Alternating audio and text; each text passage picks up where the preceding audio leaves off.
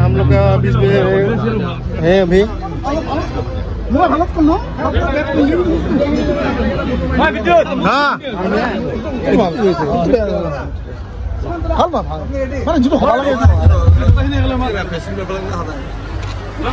तेरा विद्युत Barua YouTube channel क्या सब्सक्राइब कर विद्युत बरुआ विद्युत बरुआ यूट्यूब चैनल सब्सक्राइब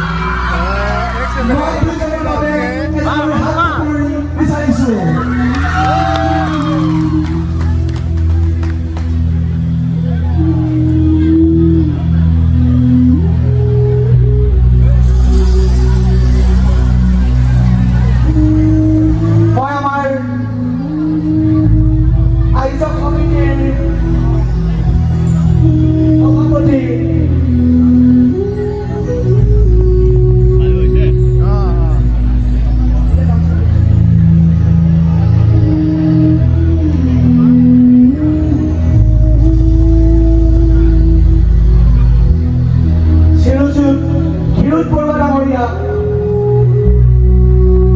আমাৰ আজিৰ উদ্বোধন শ্ৰী গুৰুজ্যোতি দাসদেৱক এখনি গামোচাৰে সম্বৰ্ধনা জনাবলৈ অনুৰোধ জনালো। তেখেতক এখনি চেচ আৰু এখনি সম্বৰ্ধনা পত্ৰৰে সম্বৰ্ধনা জনাবলৈ শ্ৰীযুত ক্ষীৰোদ বৰুৱা ডাঙৰীয়াক অনুৰোধ জনালো। তেখেতক এটি জাপিৰে সম্বৰ্ধনা জনাবলৈ শ্ৰীযুত ক্ষীৰোদ বৰুৱা ডাঙৰীয়াক অনুৰোধ জনালো। তাৰ লগতে আজিৰ আমাৰ এই সাংস্কৃতিক সন্ধিয়াৰ মুখ্য আকৰ্ষণ শ্ৰীমন্ত শেখৰ ডাঙৰীয়াক এখনি ফুলাম গামোচাৰে সম্বৰ্ধনা জনাবলৈ শশাংক বৰুৱাক অনুৰোধ জনালো। তেখেতক এখনি চেচ আৰু এটি জাপিৰে সম্বৰ্ধনা জনাবলৈ মই সমিতিৰ সম্পাদক শ্ৰী মোহন হাজৰিকাক অনুৰোধ জনালো।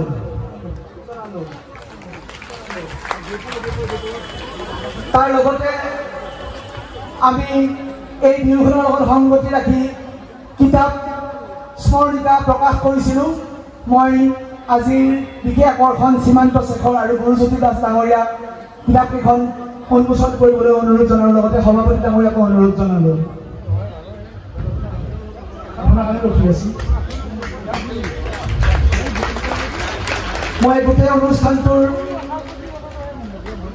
যিজন ব্যক্তিক আমি আমন্ত্ৰণ কৰিছিলোঁ উদ্বোধক হিচাপে মই খুব চমুকৈ দুআষাৰ ক'বলৈ অনুৰোধ। দীঘলীয়াকৈ কৈ গালি খালে নহয়।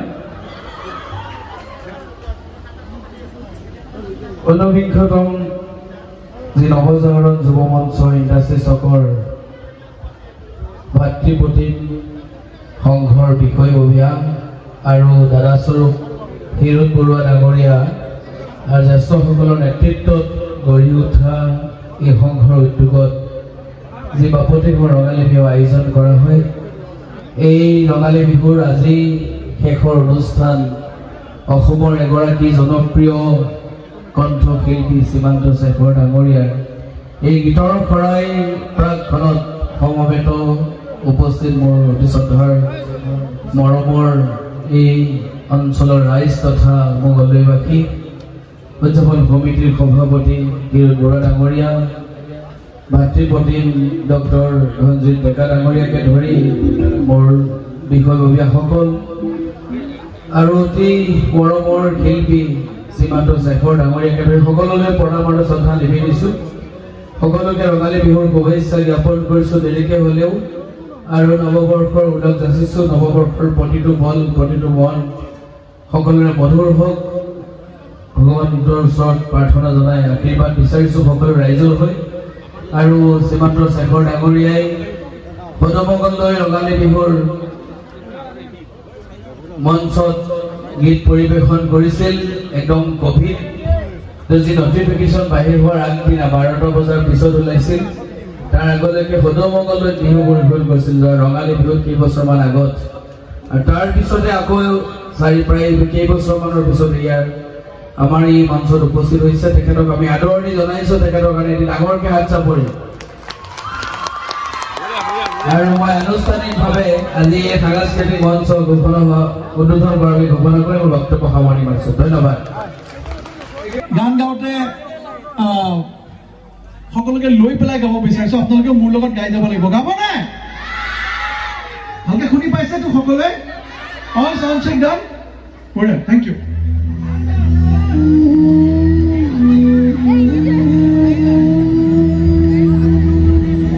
এই গানটো সকলোৱে বহুত ভাল পায়। মই গোৱা প্ৰথম গানবিলাকৰ ভিতৰত এইটো খুব আপোনালোকে ভাল পোৱা গীত, যাক আমি সহজ অৰ্থত জনপ্ৰিয় বুলি কওঁ। মই বিচাৰোঁ সদায় মোৰ গানবোৰ আপোনালোকে ভাল পাওক, আৰু আপোনালোকৰ অকলশৰীয়া সময়বোৰ, আপোনালোকৰ ভাল লগা সময়বোৰে মোৰ গান আপোনালোকৰ লগত বন্ধু হওক। মোৰ গানে আপোনালোকৰ বহুতখিনি অৱসাদ দূৰ কৰক।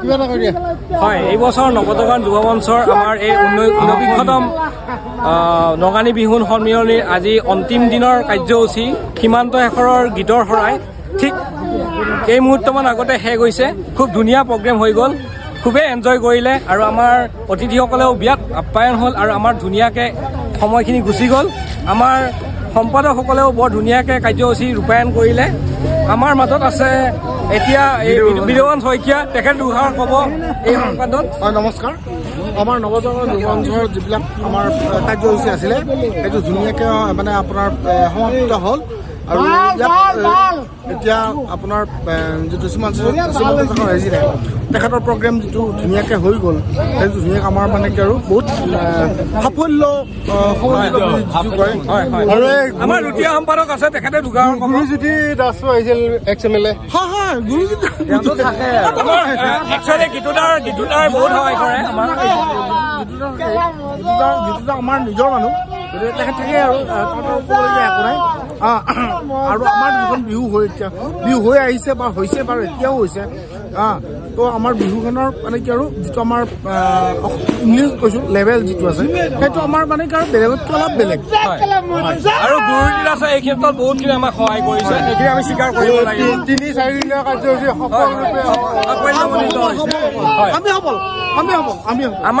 আমাৰ মাজত কিছু সংখ্যক আমাৰ সম্পাদক আছে বহুতখিনি সম্পাদক আছে তাৰ মাজত আমাৰ সাংস্কৃতিক সম্পাদকৰ লগতে আমাৰ মেইন সম্পাদকো আছে তেখেত দুষাৰ হ'ব কিবা এটা কৈ দিয়ক খুব ধুনীয়া আমাৰ সুচলমে আমাৰ প্ৰগ্ৰেমটো চলি গ'ল আৰু সকলো গোটেই সদস্যবিলাক আমাৰ যিখিনি আমাৰ কৰ্মকৰ্তা আছে সকলোকে আমি এই সুযোগতে ধন্যবাদ জ্ঞাপন কৰিছো সীমান্ত শেখৰ প্ৰগ্ৰেম সকলো ৰাইজে বৃহৎ সাফল্য নৱদগান যুৱ মঞ্চৰ বৃহৎ সাফল্য আৰু আগন্তুক বৰ্ষত আমি জুবিনক বিচাৰি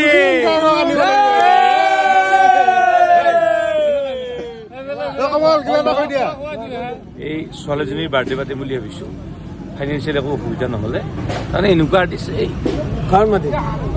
ছোৱালীৰ বাৰ্থডে দেখাই ভাল আৰু তাৰমানে কি মানুহ নাচিব নালাগে ভাত খাই আছে গানটো শুনি আছে আৰু আমি ড্ৰবেকখিনি আমি কালি কথা পাতিম আজি আমি সাফল্যমণ্ডিত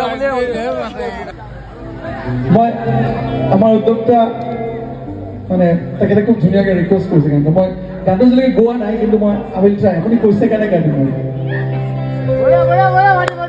জন্মনি গুণাগত চলি আছে তোমাৰো বিয়া দিবলৈ এইটো আপোনাৰ কিবা মেমৰি চেমৰি আছে নেকি গানটো মেমৰি আছে ন সেইকাৰণে গাব দিছে মই ভাবিছো মানে তুমিও ভাবিছা চাগে মুখে এৰি যাবলে মোক কোনো লিৰিক্সটো দিয়া না